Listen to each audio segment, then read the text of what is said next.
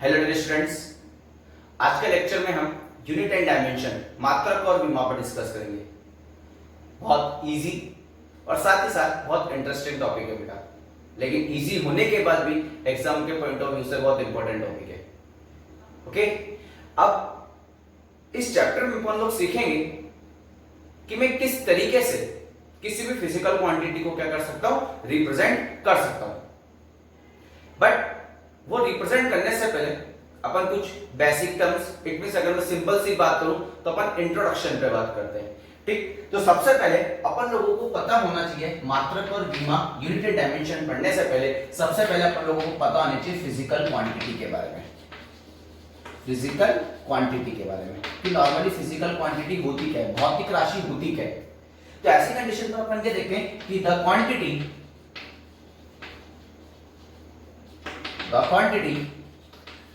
which can be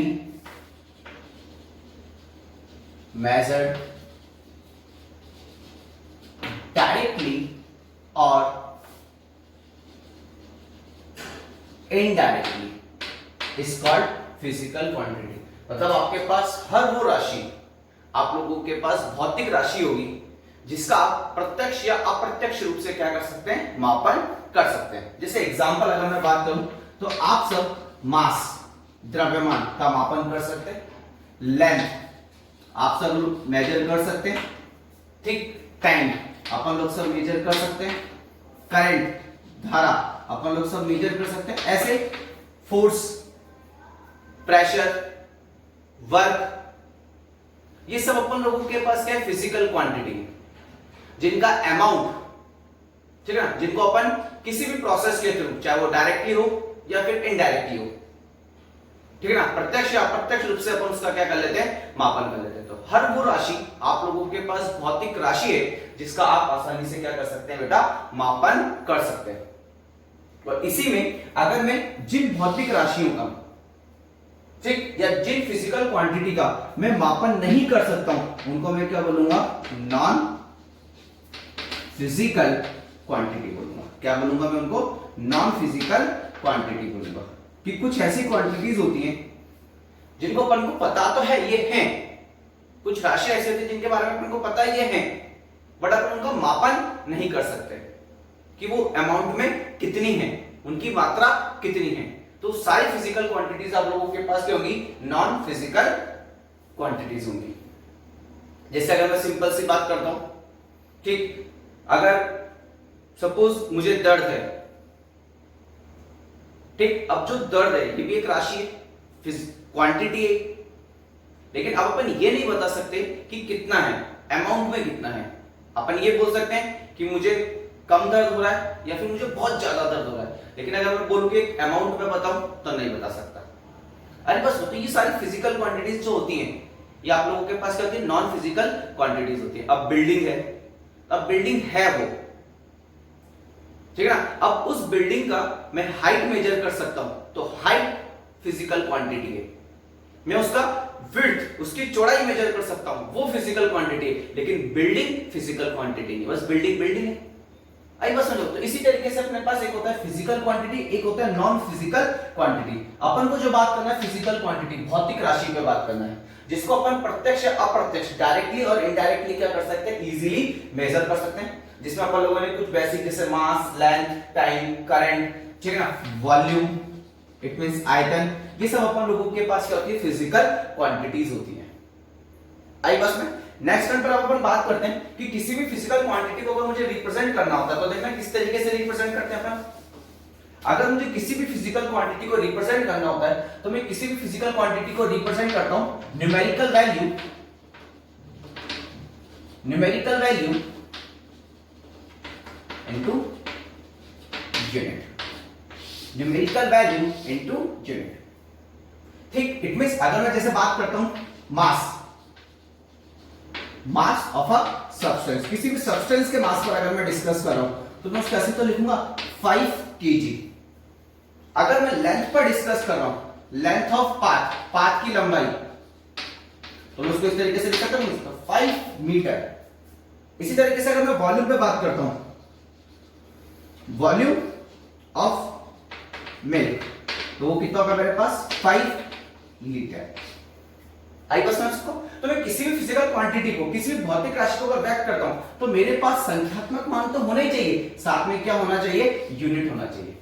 अब ये जो यूनिट होता है ना, ये एक तरीके से आप लोगों के पास होता है स्टैंडर्ड क्वांटिटी, ठीक ना। आप लोगों के पास क्या होता है, स्टैंडर्ड क्वांटिटी, मानक राशि। मानक राशि से मतलब कि मुझे पता है कि अगर मैं मास पे बात कर रहा हूं तो मैं केजी तो यूज करूंगा, केजी, ग्राम या फिर पाउंड, लेकिन अभी मैं बात करता हूं केजी पर। इसी तरीके से अगर मैं लेंथ की बात करता हूं तो लेंथ के केस में आप लोग यूनिट क्या यूज कर रहे हैं, मीटर। तो फैक्ट है कि लेंथ आते ही मैं किसके पास जाऊंगा, मीटर, सेंटीमीटर, किलोमीटर, फुट, इनके पास जाऊंगा। लेकिन अभी मैं बात कर रहा हूं मीटर पे, तो एक तरीके से मुझे पता है कि लेंथ की बात करते ही मैं किस स्टैंडर्ड क्वांटिटी के पास गया, मीटर के पास। मास की बात आते ही मैं किस स्टैंडर्ड क्वांटिटी के पास गया, केजी के पास। वॉल्यूम आते ही मैं किस स्टैंडर्ड क्वांटिटी के पास गया, लीटर के पास गया। तो ये जो अपने पास एक यूनिट होता है ना, यूनिट एक तरीके से स्टैंडर्ड क्वांटिटी होती है, ठीक है ना, जिसमें अपन एक तरीके से होता है मास। मास आते ही मैं उन स्टैंडर्ड क्वांटिटी, अब कौन मास को रिप्रेजेंट कर रहा है, मैंने देखा वो स्टैंडर्ड क्वांटिटी केजी, मैंने केजी ले लिया, तो वो एक तरीके से क्या है मेरे लिए, स्टैंडर्ड क्वांटिटी है। अरे वो समझ सबको। तो जो यूनिट होता है वो यूनिट नॉर्मली एक तरीके से क्या होती है, एक तरीके से स्टैंडर्ड क्वांटिटी होती है, मानक राशि होती है, जिससे अपन इन फिजिकल क्वांटिटी को कंपेयर करके इनको एक परफेक्टली क्या करते हैं, मतलब रिप्रेजेंट करते हैं। अरे बात समझ में आप सबको। तो इस तरीके से अपन लोग नॉर्मली किसी भी फिजिकल क्वांटिटी पे क्या करते हैं, बात करते हैं। ठीक, अब मुझे जो बात करनी है वो किस पे बात करनी है, मेन यूनिट पे बात करनी है। तो यूनिट मुझे समझ में आना, यूनिट एक तरीके से क्या होता है, मानक राशि होती है, इट मींस स्टैंडर्ड क्वांटिटी होती है। ठीक, तो अपन क्या करते हैं, इस स्टैंडर्ड क्वांटिटी, इस यूनिट को आप देखना, ठीक, इस यूनिट को अपन नॉर्मली यहां पे क्या करते हैं, जिसको अपन बोलेंगे मात्रा। अब आप बहुत ध्यान से देखना, अभी मैं नॉर्मली, ठीक है ना, मैं 3 फिजिकल क्वांटिटी लेता हूं, 3 भौतिक राशि लेता हूं जो कि मेरे लिए इंपॉर्टेंट है और नॉर्मल लाइफ में बहुत यूज होती है। एक है मेरे पास लेंथ, एक है मेरे पास मास और एक है मेरे पास टाइम, जो कि बहुत यूज होती है मेरी नॉर्मल लाइफ में। आई बस में अब लेंथ को मेजर करने का मेरे पास एक ऑप्शन ये है कि मैं किससे मेजर करूं, मीटर से। ठीक, मास को मेजर करने का मेरे पास एक ऑप्शन है कि मैं किस में मेजर करूं, किलोग्राम में, और एक टाइम को मैं हमेशा किस में मेजर करूंगा, सेकंड में। तो मैंने क्या करा यहाँ पे, मैंने यहाँ पर एक तरीके से ले लिया, मीटर का m ले लिया, किलोग्राम का k ले लिया और सेकंड का क्या ले लिया, s ले लिया। तो जब ये तीनों एक साथ मिलते हैं तो एक सिस्टम बनता है जिसको अपन क्या बोलेंगे, MKS सिस्टम बोलेंगे। आई बस में, तो अपन जो बात कर रहे हैं अपन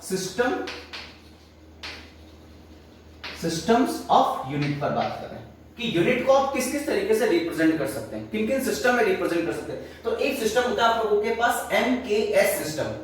MKS सिस्टम एक तरीके से वो सिस्टम होता है जिसमें लेंथ को मीटर में, मास को किलोग्राम में और टाइम को किस में मेजर करोगे आप लोग बेटा, सेकंड में मेजर करोगे।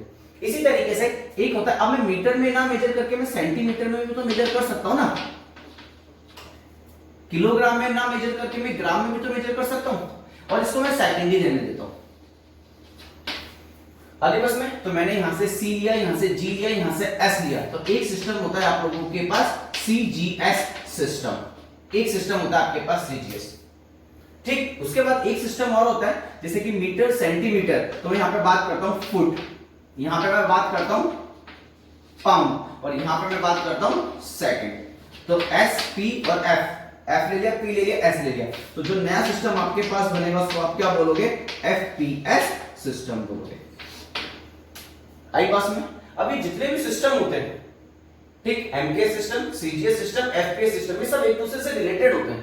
रिलेटेड से मतलब अगर मैं इन दोनों की रिलेशन की बात करूं तो आप 1 मीटर लिखो या फिर 100 सेंटीमीटर लिखो, बात तो एक ही है ना। ठीक, बट अलग अलग जगह पर अलग अलग कंट्री ने अपना खुद का क्या बना लिया, सिस्टम बना लिया, और अपन तीनों सिस्टम यूज करते हैं। इंडिया में अपन तीनों सिस्टम यूज करते हैं बिना किसी टेंशन के। ठीक, इसी तरीके से ग्राम किलोग्राम की अगर मैं बात करता हूं तो आप 1 kg बोलो या 1000 ग्राम बोलो, बात तो एक ही है ना आपके पास। ठीक, ये सिस्टम एक दूसरे से रिलेटेड होते हैं, ऐसा नहीं कि मीटर और सेंटीमीटर कोई अलग अलग होंगे, नहीं, ऐसा थोड़ी ना कि कुछ किसी ने भी कुछ भी दे दिया। फैक्ट्री जब ये सिस्टम बने होंगे तो इस तरीके से बनाए कि ये सब एक दूसरे से क्या रहे, रिलेटेड रहे। इट मींस इनको आपस में क्या कर सकते हो आप लोग, इंटरचेंज कर सकते हो, ठीक है ना, आपस में बदल सकते हो। देखो 1 मीटर इक्वल टू क्या लिख सकते हो 100 सेंटीमीटर, 1 केजी क्या लिख सकते हो आप लोग 1000 ग्राम, लिख सकते हो नहीं लिख सकते। तो ये सारे के सारे आपस में एक दूसरे के साथ क्या होते हैं, चेंज कर सकते हैं हम लोग। आई बात समझ में आपको? तो मेन अपने पास एमके सिस्टम होता है, सीजीएस सिस्टम होता है, और एक आपके पास क्या होता है, एफपीएस सिस्टम होता है। इसी में अपन थोड़ा सा और आगे बढ़ते हैं, देखना आप लोग पहले इसको देखो एक बार जल्दी से।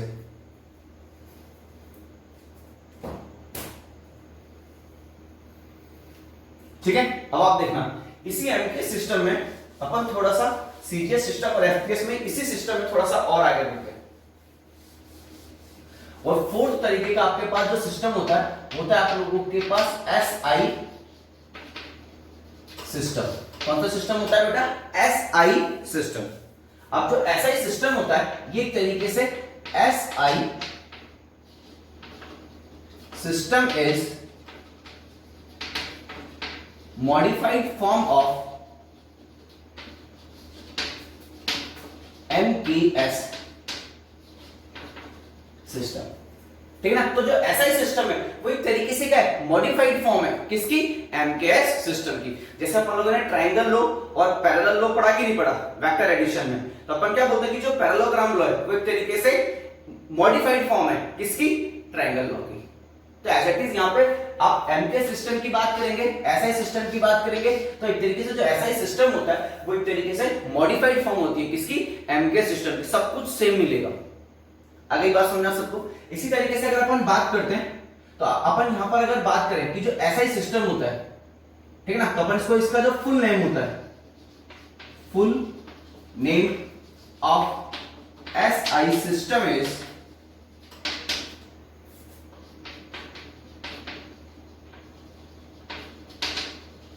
International system of unit, international system of unit. अब नॉर्मली ये जो सिस्टम बनाया गया ना, ये इसलिए बनाया गया नॉर्मली ताकि अब फिक्स है कि आजकल अपन सब देखते हैं कि अपन सब एक कंट्री से दूसरी कंट्री में जाते हैं, तो एक ऐसा ही सिस्टम बनाया गया जो सब जगह वैलिड होता है, ठीक है ना। अपन सब क्या करते हैं, बिजनेस करते हैं अदर कंट्रीज में, तो फैक्ट मैं यहां से किसी दूसरी कंट्री को कोई चीज दे रहा हूं और किसी से दूसरी चीज दे रहा हूं, तो हमेशा कौन सा सिस्टम को यूज करता हूं मैं, एसआई सिस्टम को, क्योंकि इंटरनेशनल सिस्टम ऑफ क्या है आपके पास, यूनिट। तो आप जब भी अपन बात करते हैं, ठीक है ना, तो हमेशा किस में बात करते हैं, एसआई सिस्टम में बात करते हैं। और इस एसआई सिस्टम के अकॉर्डिंग, इस एसआई सिस्टम के अकॉर्डिंग जो आप लोगों के पास फिजिकल क्वांटिटीज होती हैं, भौतिक राशियां होती हैं, ठीक है ना, इस एसआई सिस्टम के अकॉर्डिंग जो आप लोगों के पास भौतिक राशियां होती हैं, इन भौतिक राशियों को अपन कितने पार्ट्स में डिवाइड कर देते हैं, 2 पार्ट्स में डिवाइड कर देते हैं। तो अकॉर्डिंग टू एसआई सिस्टम जो फिजिकल क्वांटिटीज होती है उसको अपन कितने पार्ट्स में डिवाइड करते हैं, पहले 2 पार्ट्स में डिवाइड करते हैं, ठीक। और इसमें एक आप लोगों के पास होता है फंडामेंटल, इसको मैं दोबारा लिख देता हूं है ना, इसको अपन लिख देता हूं फंडामेंटल फिजिकल क्वांटिटी, और एक आप लोगों के पास होता है सप्लीमेंट्री फिजिकल क्वांटिटी। इसको मैं अभी दोबारा अच्छे से लिख देता हूं बेटा, आई बस में। तो इसके अकॉर्डिंग अपन क्या करेंगे कि अब अपन ने फिजिकल क्वांटिटी को यहाँ पे 2 पार्ट्स में डिवाइड करा। एक है आप लोगों के पास फंडामेंटल फिजिकल क्वांटिटी और एक है आप लोगों के पास सप्लीमेंट्री फिजिकल क्वांटिटी। इसका अपन आगे और डिस्कस करेंगे, ठीक है। इसी में अपन थोड़ा सा पहले आगे बढ़ते हैं, देखना मैं थोड़ा अच्छे से लिख देता हूं ताकि चीज क्लियर हो जाए अपन लोगों को, ठीक। तो अकॉर्डिंग टू एसआई सिस्टम, ठीक है ना, एसआई सिस्टम के अनुसार, ठीक है ना, अपन क्या देखेंगे कि जो आप लोगों के पास एक तो होगा फंडामेंटल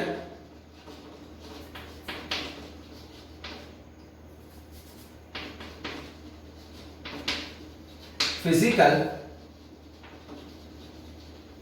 क्वांटिटीज, ठीक, फंडामेंटल फिजिकल क्वांटिटी, और एक आप लोगों के पास होगा सप्लीमेंट्री फिजिकल क्वांटिटीज। अब अकॉर्डिंग टू एसआई सिस्टम, ठीक है ना, एसआई सिस्टम के अनुसार जो फंडामेंटल फिजिकल क्वांटिटीज होंगी ये टोटल आपके पास 7 होंगी। कितनी होगी, 7 होंगी। और जो सप्लीमेंट्री होंगी वो आपके पास कितनी होगी, 2 होंगी, ठीक। अब जो फंडामेंटल फिजिकल क्वांटिटीज होती है ये एक दूसरे से 7 की 7 एक दूसरे से क्या होती है, इंडिपेंडेंट होती है। ठीक, इट मींस इनको एक दूसरे से किसी भी तरीके का कोई लेना देना नहीं होता है। 7 की 7 एक दूसरे से क्या होंगी, इंडिपेंडेंट होगी। ठीक, तो अगर मैं इसको लिखता हूं तो इसको अपन लिखेंगे the quantities which do not depend on each other। मतलब ये सारी की सारी एक दूसरे पे डिपेंड नहीं करती, मतलब सब एक दूसरे से क्या होती है, इंडिपेंडेंट होती है। और जो सप्लीमेंट्री फिजिकल क्वांटिटी होती है अपने पास दो होती है, एक आप लोगों के पास होता है प्लेन एंगल और एक आप लोगों के पास होता है सॉलिड एंगल। ये अपने पास दो सप्लीमेंट्री फिजिकल क्वांटिटीज होती हैं, ठीक, जिन पर अभी अपन आगे डिटेल में डिस्कस करेंगे। अभी सिंपल सा अपन बात करते हैं कि अकॉर्डिंग टू एसआई सिस्टम उन्होंने फंडामेंटल फिजिकल क्वांटिटीज में कितनी क्वांटिटीज रखी, टोटल कितनी भौतिक राशियां रखी, 7। और उन 7 फिजिकल क्वांटिटीज में अपन लोग क्या बात देख रहे हैं कि वो सब एक दूसरे से क्या है, बिल्कुल इंडिपेंडेंट है, मतलब वो एक दूसरे पर डिपेंड निर्भर नहीं कर रही है। इसी तरीके से सप्लीमेंट्री फिजिकल क्वांटिटी में अपन लोगों ने क्या देखा कि दो होती हैं, एक होगा प्लेन एंगल और एक होगा सॉलिड एंगल। तो अपन डिस्कस करेंगे कि इनको सप्लीमेंट्री फिजिकल क्वांटिटी बनाने की जरूरत क्यों पड़ी। अब आप देखो, अपन जब पेपर देते हैं, ठीक है ना, 10th बोर्ड आप सब देखे हैं, तो वहां पे आपको सप्लीमेंट्री कॉपी मिलती है। अगर आपको जरूरत है तो आप यूज करते हो कि नहीं करते, और अगर नहीं है तो क्या सप्लीमेंट्री लेते हो, क्या नहीं लेते। वही चीज यहां पर है, अगर आपको जरूरत है तो यूज करो, नहीं तो ये तो यूज करनी ही है आपको, चाहे कुछ भी हो जाए। अगर ये आ रही है तो यूज करो, नहीं आ रही है तो साइड में रहने दो ना, क्या दिक्कत आ गई है, आई बस में। तो अपन सबसे पहले बात करते हैं किस पर, fundamental physical quantities. Fundamental physical quantity को अपन बोलते हैं मूलभूत भौतिक राशियां। और जो आप लोगों के पास सप्लीमेंट्री फिजिकल क्वांटिटी होती है, इसको अपन बोलते हैं पूरक भौतिक राशियां। क्या बोलेंगे इसको अपन, पूरक भौतिक राशियां। आई बस में। अब अपन सबसे पहले बात करते हैं मूलभूत भौतिक राशियों पर, फंडामेंटल फिजिकल क्वांटिटीज पर। देखो एक बार बेटा पहले इसको, चलो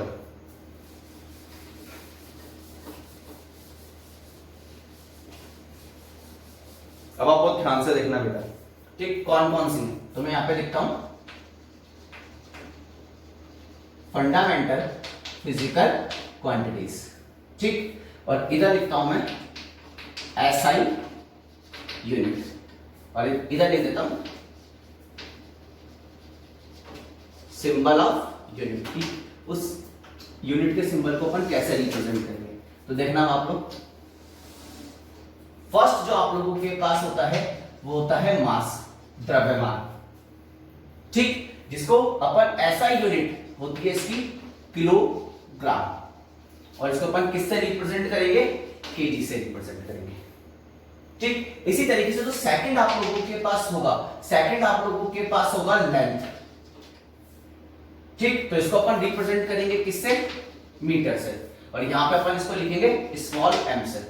अब जो ये लेंथ होता है ना, लेंथ क्या होता है, लेंथ होता है दो पॉइंट के बीच का जो पाथ होता है उसी को तो लेंथ बोलते हो।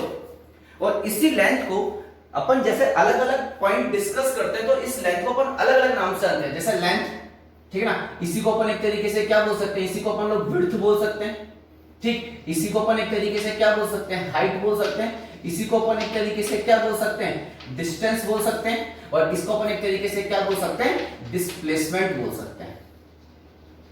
आई बस में। तो ये अब डिस्प्लेसमेंट भी क्या होता है, डिस्प्लेसमेंट होता है shortest path between two points. Displacement मतलब विस्थापन, मतलब दो बिंदुओं के बीच की जो न्यूनतम दूरी होती है या पाथ की लंबाई होती है, उसी को तो विस्थापन बोलते हैं ना। ये क्या होता है डिस्प्लेसमेंट, ये भी तो पाथ की लंबाई होती है, बस न्यूनतम वर्ड हट जाता है, ठीक है ना। Length of path is called distance. Height और विड्थ भी क्या होता है, जैसे आप लेंथ मेजर करते हो वैसे हाइट मेजर करोगे और साथ में विड्थ मेजर करोगे कि नहीं करोगे आप। तो ये सब एक तरीके से लेंथ के ही अलग अलग नाम हैं। जैसे अपन सब देखते हैं ना, सबके घर में अलग अलग नाम होते हैं, एक मेन स्कूल में अलग होता है, फिर मम्मी पापा अलग नाम से बुलाते हैं, दोस्त अलग नाम से बुलाते हैं। तो एक ही को तो एक ही फिजिकल क्वांटिटी को तो वो क्या करे, रिप्रेजेंट करे। अब नाम अलग अलग ही तो क्या होगा। तो बहुत सी जगह पर आप लोगों को लेंथ नहीं मिलेगा, हो सकता है विड्थ मिल जाए, हाइट मिल जाए, डिस्टेंस मिल जाए, डिस्प्लेसमेंट मिल जाए। अगली बात समझे आप लोगों को, ठीक। इसी तरीके से थर्ड जो अपन बात करते हैं वो होता है टाइम। टाइम का जो ऐसा यूनिट होता है वो आप लोगों के पास होता है सेकंड, जिसको अपन स्मॉल एस से रिप्रेजेंट करते हैं। ठीक, इसी तरीके से आप लोगों के पास जो नेक्स्ट होता है वो होता है आप लोगों के पास इलेक्ट्रिक करंट। ठीक, विद्युत धारा, जिसको अपन किससे रिप्रेजेंट करेंगे, एम्पियर से रिप्रेजेंट करेंगे, और इसको कैपिटल ए से व्यक्त करेंगे अपन। ठीक, इसी तरीके से नेक्स्ट आप लोगों के पास है टेम्परेचर। टेम्परेचर, जिसको अपन एक तरीके से क्या बोलते हैं, केल्विन बोलते हैं। ठीक, और इसको कैपिटल के से रिप्रेजेंट करेंगे अपन। ठीक, इसी तरीके से आप लोगों के पास जो सिक्स्थ होगा वो होगा ल्यूमिनस इंटेंसिटी, प्रदीपन तीव्रता, जिसको अपन किससे रिप्रेजेंट करेंगे, कैंडेला से, जिसको अपन यहां पे रिप्रेजेंट करेंगे सीडी से। ठीक, इसी तरीके से जो नेक्स्ट और लास्ट आप लोगों के पास होगा वो होगा आप लोगों के पास अमाउंट ऑफ सब्सटेंस, मतलब पदार्थ की मात्रा, जिसको आप किस में लिखते हो, मोल में। तो इसको अपन लिखेंगे मोल ओएल, या फिर अपन इसको लिखेंगे म्यू से रिप्रेजेंट करेंगे। किससे रिप्रेजेंट करेंगे इसको, म्यू से। आई बात समझ आप सबको। तो इस तरीके से टोटल मेरे पास ये 7 फंडामेंटल क्वांटिटीज होती हैं। ठीक, और उनकी ये 7 यूनिट होती हैं, मात्रक होते हैं, और उनके सिंबल होते हैं कि उनको अपन किस तरीके से क्या करेंगे बेटा, रिप्रेजेंट करेंगे। अब आप खुद सोचो, क्या मास और लेंथ एक दूसरे पर डिपेंड करते हैं क्या? क्या मास और टाइम का कोई लेना देना है क्या? टाइम और इलेक्ट्रिक करंट का, टेम्परेचर का कोई लेना देना है क्या? तो ये सारी की सारी फिजिकल क्वांटिटी एक दूसरे से बिल्कुल क्या होती है, इंडिपेंडेंट होती है, एक दूसरे पर डिपेंड नहीं करती है, एक दूसरे पर निर्भर नहीं करती है, और यही आप लोगों के पास फंडामेंटल फिजिकल क्वांटिटी होती है। ठीक, इसके बाद अब जितनी भी आएंगी, सप्लीमेंट्री को छोड़ दो, अब इसके बाद जितनी भी फिजिकल क्वांटिटी आएंगी वो सारी की सारी फिजिकल क्वांटिटी किससे मिलकर बनेगी, इन फंडामेंटल फिजिकल क्वांटिटी से मिलकर बनेगी। वो भी अपन देखेंगे। पहले अपन बात करते हैं किस पर, लास्ट सप्लीमेंट्री पर और बात कर लेते हैं। ये समझ में आएगी नहीं यार सबको? ठीक, नेक्स्ट देखना आप लोग। अब अपन बात करते हैं सप्लीमेंट्री पर।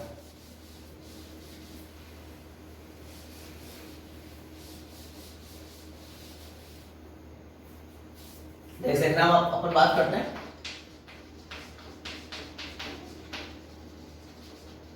सप्लीमेंट्री फिजिकल क्वांटिटी, पूरक भौतिक राशि। अभी आपके पास दो होंगी, एक होगा आप लोगों के पास प्लेन एंगल, और एक आप लोगों के पास होगा सॉलिड एंगल। इसका जो एसआई यूनिट होगा, इसका जो एसआई यूनिट होगा वो होगा आप लोगों के पास रेडियन, पढ़ के आ चुके ना आप लोग। और इसका जो आपके पास होगा वो होगा स्टेट रेडियन। ठीक, इसका जो सिंबल होगा, इसका जो सिंबल होगा आप लोगों के पास वो होगा आप लोगों के पास स्मॉल आर से अपन रिप्रेजेंट करते हैं बहुत सी बुक इसको रेडियन, और ये आप लोगों के पास हो जाएगा स्टेट रेडियन। आई बात समझ में आप सभी को? अब जो ये एंगल होता है वो ध्यान से देखना। अब अगर मैं यहाँ पे कोई एक सर्कल ड्रॉ करता हूं इस तरीके से, ठीक, और ये इसका सेंटर है, ठीक है ना, कोई एक गोला बनाते हैं अपन, ठीक है ना, वृत्त बनाते हैं अपन, वृत्त। ठीक, अब मान लेते हैं कि किसी एक टाइम t1 पर आप E1 पे थे, और ये रेडियस कितनी है आपके पास r। अब आप इस तरीके से चल रहे हो यहाँ पर, और यहाँ पे पहुंच गया पॉइंट B पर किसी एक टाइम t2 पर। तो फैक्ट है, आप अगर आप यहाँ पे बैठ के अगर देख रहे हो तब भी डिस्टेंस कितना है r, और यहाँ पे बैठ के अगर जब वो यहाँ पे पहुंच जाएगा तब भी डिस्टेंस कितना है r। तो हर कंडीशन पे आपसे डिस्टेंस तो सेम है ना, दूरी तो सेम है, लेकिन चल तो रहा है वो। तो ऐसी कंडीशन पे यहाँ पर अपन एक नई फिजिकल क्वांटिटी डिफाइन करते हैं जिसको अपन क्या बोलते हैं, एंगल। अब प्लेन एंगल क्यों बोल रहे हैं, क्योंकि प्लेन में बन रहा है, तो ये हो गया आप लोगों के पास थीटा।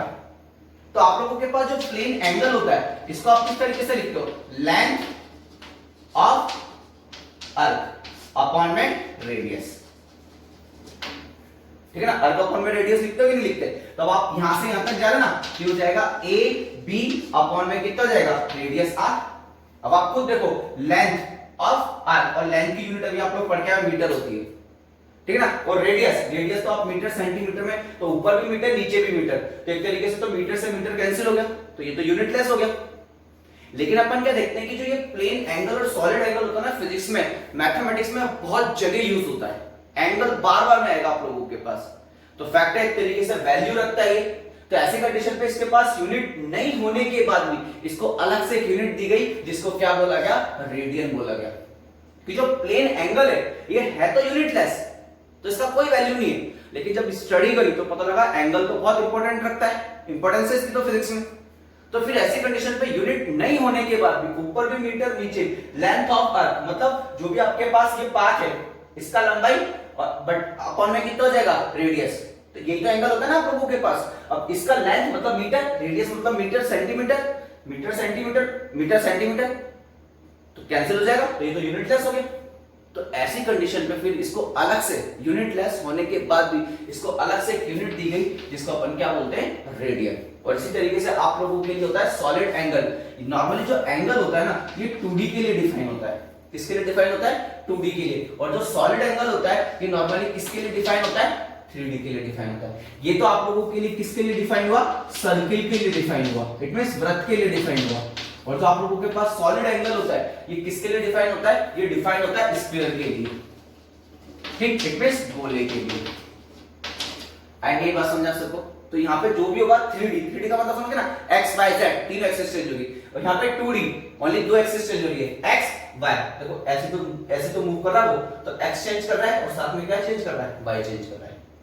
अरे आप सभी को बात समझ में। तो इस तरीके से अपन लोग यहाँ पे क्या करते हैं, बात करते हैं। तो ये सप्लीमेंट्री यूनिट जिसके पास कोई यूनिट नहीं है लेकिन इंपॉर्टेंस होने की वजह से इसको अपन को क्या देनी पड़ी, यूनिट। तो प्लेन एंगल की यूनिट क्या है, रेडियन, और सॉलिड एंगल की यूनिट क्या है आप लोगों के पास, स्टेरेडियन। देखो जल्दी से एक बार इसको,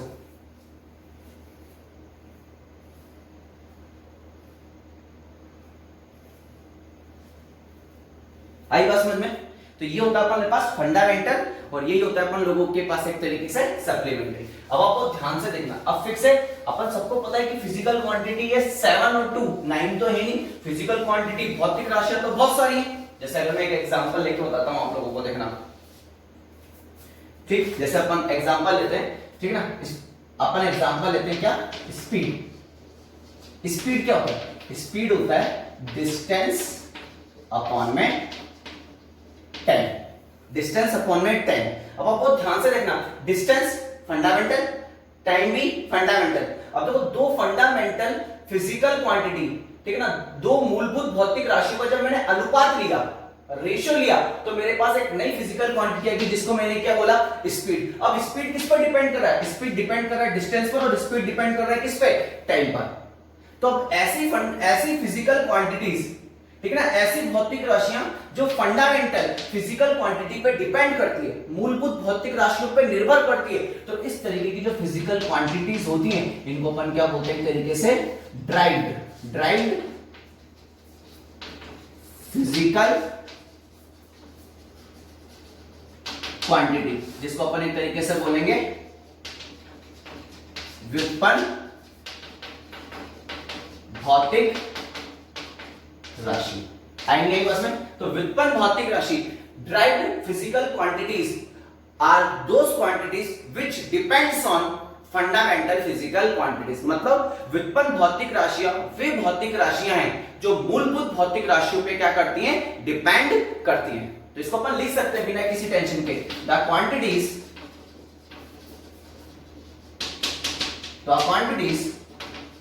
which depend on fundamental physical